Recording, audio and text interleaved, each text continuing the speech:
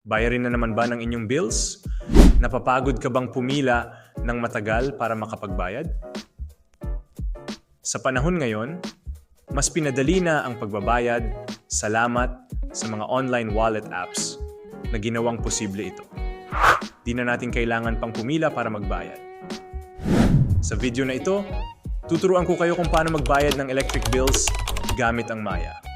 Magagamit mo rin ang steps na ito sa pagbabayad ng tubig at iba pang bills. Una, i-open ang iyong Maya app. I-tap lang ang bills. Dito, nakasave na ang electric company na binabayaran ko para sa madaling access. Wala talaga ito dito.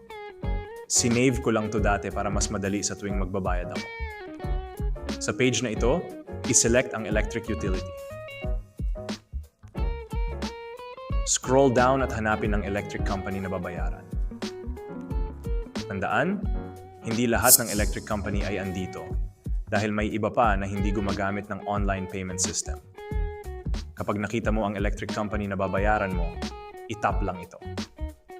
Dahil nasa Dumaguete, ako, pipiliin ko ang Noreco.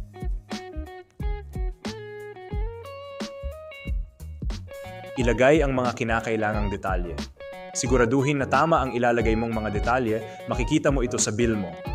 Dahil nakasave na ang info ko para mas madali, ise-select ko lang ang nasa shortcut. Maaari mong isave ang biller at ang details ng bills mo para mapadali sa susunod na pagbabayad. Di ko lang makita ang option dito ngayon, siguro dahil nakasave na siya. Usually, makikita mo ang option na ito pagkatapos ng payment process.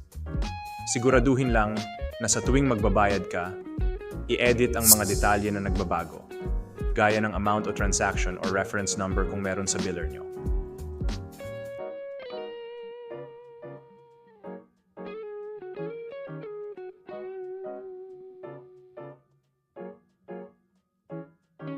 Ugaliin ding i-download ang resibo bilang backup sakaling magkaroon ng problema sa transaction. Pero sa experience ko, wala pa akong naging problema dito. Sana nakatulong ang video na ito.